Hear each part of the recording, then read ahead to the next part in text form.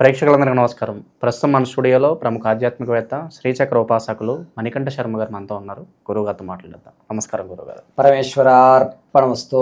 గురుగారు, జూన్ మాసంలో వృషభ రాశి వారి పరిస్థితి ఏ విధంగా ఉండబోతుంది? ఓవరాల్కి నెలంతా ఎలాంటి జాగ్రత్తలు, ఎలాంటి రెమెడీస్ వీళ్ళు పాటించాలి? వృషభ రాశి వారు ముందుగా కృత్తికా నక్షత్రం 2, 3, 4 పాదాలు, అదేవిధంగా రోహిణీ నక్షత్రం 4 పాదాలు, మృగశిర నక్షత్ర 1, 2 పాదాల వారు వృషభంలోకి విచ్చేస్తారు.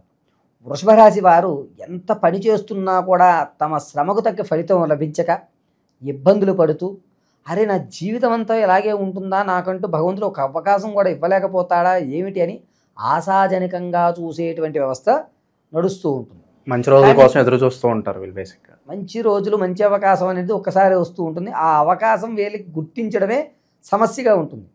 పక్క వాళ్ళు గుర్తించి వీళ్ళకి చెప్తారు, నీకేలా వచ్చింది అనగా నాకేనా వచ్చింది, మంద కాదనుకుంటా అనేటువంటి ధోరణిలో ఉంటారు వృషభం వారు. కాబట్టి ఈ వృషభ రాశి వారు ఎవరైతే ఉన్నారో వారు కాస్త ఇబ్బందిదాయకంగా, అంటే కుటుంబంలో కలహాలు అనేటువంటివి ఏర్పడుతూ ఉంటాయి. గర్భిణీ స్త్రీలు ఎవరైతే ఉన్నారో వాళ్ళు సత్సంతాన్ని పొందుతారు. వివాహం కావాల్సిన వారికి వివాహం అనేటువంటిది ఈ నెల జరగదు. అదేవిధంగా సంతానం కోసం ఎవరైతే పాకులాడుతున్నారో వారికి వచ్చే నెల తప్ప ఈ నెలలో అవకాశం లేదు. ఎవరైతే విద్యార్థులు తమ యొక్క మంచి కాలేజీలు సీటు రావాలనుకుంటున్నారో వారికి అనుకూలమైన వాతావరణాలు ఏర్పడతాయి. చక్కగా వారి యొక్క విద్యలో ఎటువంటి ఇబ్బందులు కలగకుండా ఉంటాయి. జ్ఞాపక శక్తి పెరుగుతుంది. ఇంతకుముందు చదవని వాళ్ళు ఎవరైతే ఉన్నారో, అమ్మ నేను చదవాలి, చదివితేనే జీవితం ఉందా, ఇంత పోటీతనం ఉందా అనేటువంటి జ్ఞానాన్ని కలుగుతుంది ఈ నెలలో. ఎవరైతే విదేశాలు వెళ్ళాలనుకుంటున్నారో వారికి తమ యొక్క బంధువర్గంలో వాళ్ళే చెయ్యి ఇచ్చేటువంటి అవకాశం ఉంటుంది. ఎవరైతే విదేశాలకు వెళ్దాం అనుకుంటున్నవారో వారు జూన్ 16 తర్వాత శ్రీకారం చుట్టుకొని మంచి అవకాశాలు ఏర్పడతాయి. అదేవిధంగా వృషభ రాశిలో వారు భూ సంబంధిత వ్యవస్థలు కానీ, రియల్ ఎస్టేట్ కానీ, అదేవిధంగా ఎవరైతే స్టాక్ మార్కెట్లో కానీ మనం పెట్టుబడి పెడదాం అనుకుంటున్నారో వారు చేయకండి. ఎందుకంటే కాస్త నష్టపోయేటువంటి ధోరణి ఎక్కువ ఉంది. రూపాయి పెడితే పావలా మాత్రమే మీకు జరుగుతుంది. ఆ పెట్టుబడి పెట్టుకుని ఆశతోటే చూడాలి. ఈ నెలంతా పెడదాం, వస్తే కొండ లేకపోతే లేదు అన్నటువంటి ధోరణిలో అయితే మాత్రం పెట్టండి తప్ప ఏదో ఆశించేసి మాత్రం పెట్టద్దు. మీకు ఎదురుకుండా కనబడే దూరపు కొండలు నునుపు అనేటువంటి సామెత వర్తిస్తుంది. మిమ్మల్ని ప్రలోభ పెట్టేవాళ్ళు, మిమ్మల్ని మోసం చేసేవాళ్ళు మీ ఇంట్లోనే, మీ బంధువర్గంలోనే ఈ నెలంతా తిరుగుతుంటారు. కాబట్టి ఎవరిని నమ్మకంగా ఉండడం మంచిది. తదనంతరం ఎవరైతే భార్యాభర్తల మధ్య కీచులాట్లు ఉంటాయో వారు కాస్త జాగ్రత్తగా ఉండడం మంచిది. మిమ్మల్ని ప్రలోభ పెట్టి కాంప్రమైజ్ అనేటువంటిది చేస్తారు. ఎవ్వరు మారరు, ఈవిడ మారడు, ఆవిడ మారరు, కాంప్రమైజ్ మాత్రమే చేసి వెళ్ళిపోతారు. రాజకీయ నాయకులకు మంచి అవకాశం ఏర్పడుతుంది.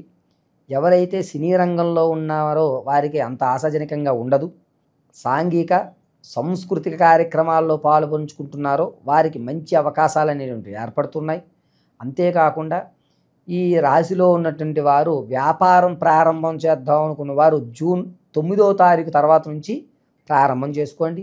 వ్యాపారం దగ్గరికి వచ్చేసరికి ఏమిటంటే మీరు ఫాస్ట్ ఫుడ్స్ అంటే చిన్న చిన్న బల్లులు పెట్టుకుంటూ ఉంటారు సరే, ట్రక్ ఫుడ్ కోర్టు అటువంటివి లభిస్తూ ఉంటాయి. అటువంటివి చాలా బాగా ఉపయోగపడతాయి. దాంతోపాటుగా వస్త్రాలకు సంబంధించిన దాంట్లో శ్రీకారం చుట్టుకోండి. మంచి వ్యవస్థ నడుస్తూ ఉంటుంది. ఆడవారికి సంబంధించి సౌందర్యమైన ప్రొడక్ట్స్ ఏవైతే అమ్మగలుగుతారో మీకు మాత్రం అద్భుతమైన అవకాశాలు కలుగుతూ ఉంటాయి. ఓకే.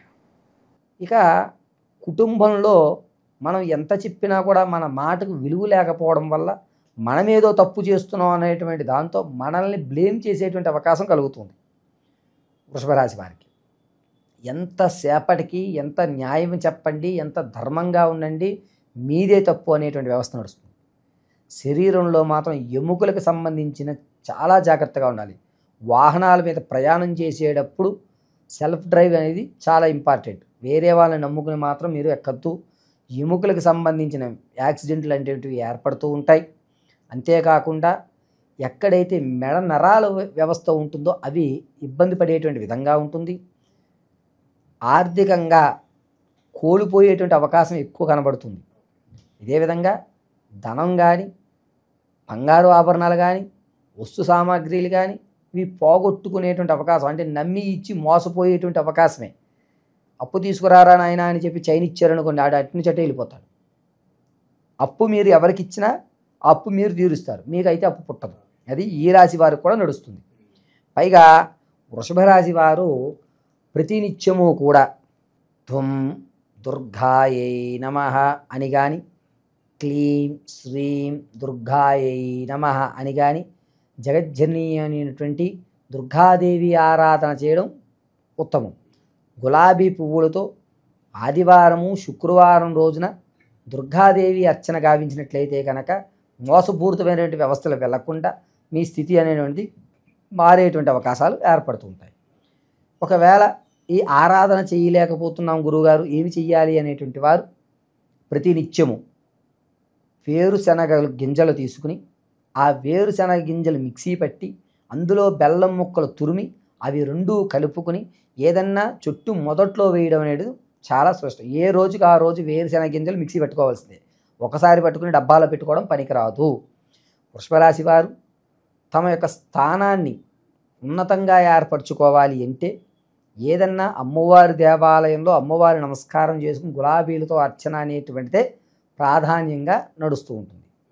ఇక ఎవరైతే శత్రువులు ఉంటారో వారు మీ మీద ఇంకాస్త మీ మీద దుష్ప్రచారం చేసి మీ మీద లేనిపోనివి చెప్పి మన ఇమేజ్ పాడు చేయాలని చూస్తుంటారు. దింపేటువంటి అవకాశమే నడుస్తుంది. ఎంతసేపటికి మీ మీదే దృష్టి ఉంటుంది, వేరే పని ఉండదు వాడికి, మీరే టార్గెట్, ఇక మీ మీదే ఉంటారు వాళ్ళు. కాబట్టి చాలా జాగ్రత్తగా మాత్రం ఉండండి. ఈ నెలంతా కూడా దుర్గాదేవి ఆరాధన చేయడం వృషభ రాశి వారికి చాలా మంచిది. ప్రయాణాలు చాలా జాగ్రత్తగా సెల్ఫ్ డ్రైవ్ అయితే చూసుకోండి, అంతే తప్ప వేరే వాళ్ళ మీద నమ్మకం పెట్టద్దు. మీ స్థితిని మార్చుకోండి. ఓవరాల్గా ఈ జూన్ నెలలో వృషభ రాశి వారికి ఏ విధంగా ఉండబోతుంది, ఎలాంటి రెమెడీస్ చేసుకోవాలి, చాలా బాగా వివరించారు గురుగారు. ధన్యవాదాలు. పరమేశ్వరార్పణమస్తు.